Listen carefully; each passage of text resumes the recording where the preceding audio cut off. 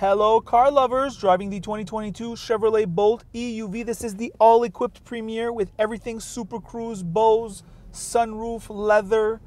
What to say about this vehicle? Well, I'm just going to go over some of the technical specs.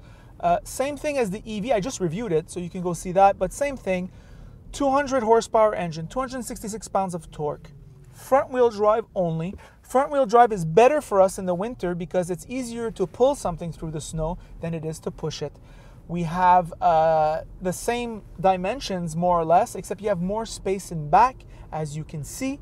So more room. However, the back seat, the vertical rest is still too vertical. It's not leaned down enough, so it makes for, I think, over the long term, an uncomfortable seating position.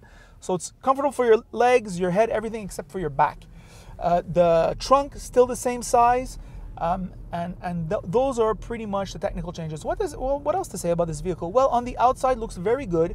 I find this is the right dimension category, I think, for the urban buyer, subcompact, multi-segment, crossover.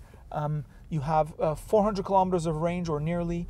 You have great visibility here, great windows, cute on the outside.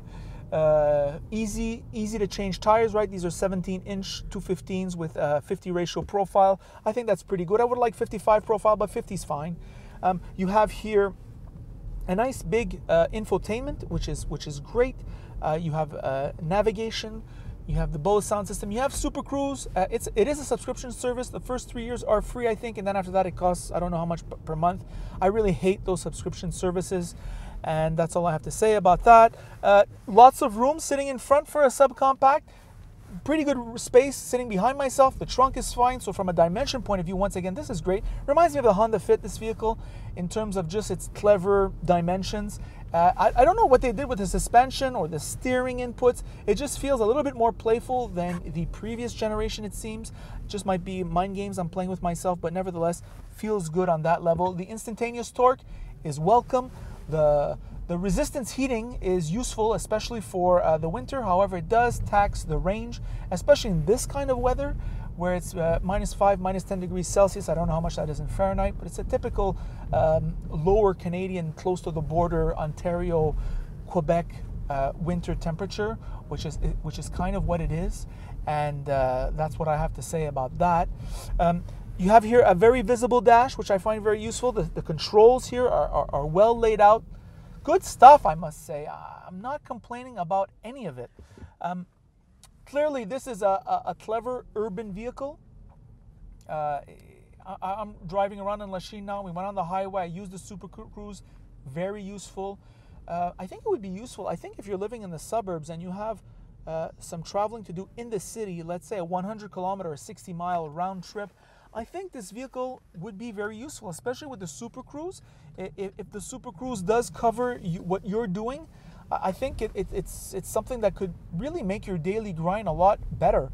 And that's what I have to say about that. A few notes on the electric vehicle experience. I'm repeating myself in every video. Well, I think an electric vehicle is good for the urban cycle. That's number one. I think you need to have at-home charging for the full home electric vehicle experience. You don't want to be on the electric circuit here in Quebec. It sucks. And especially with this vehicle, which really doesn't have any fast charging, it's not viable. So you need an at-home charger, and I think the best thing is this serves very well as a second vehicle. While we were filming this vehicle, there was this woman who came, two ladies who came to talk to us. One of them had ordered one. Had been a year she's been waiting for hers. She hasn't gotten it yet. So these are still very theoretical vehicles. You would think with the location, Quebec, which has a very good credit, right? It's up to $12,000 when you consider the federal tax credit. It's nice to get something back from the government instead of always paying in. You also charge. We have Hydro Quebec here. There seems to be questions about whether the network can take it. It's kind of weird. That's kind of like our specialty. No longer seems to be. But however, with Hydro, when you're charging, the money stays in province. I'm not trying to be a nationalist when I'm saying that. It's just an economic fact. The money stays in the province instead of flowing out of the province, which is fine on that level. And that is what I have to say about that aspect of EV ownership here in the province of Quebec.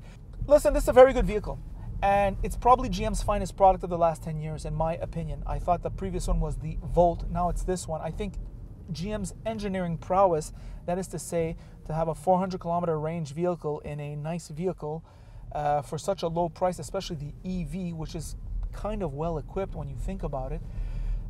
None of the competition does any better, and yet they drive very well, and they're perfectly at home in this urban cycle. I'm driving here on the Montreal Trail.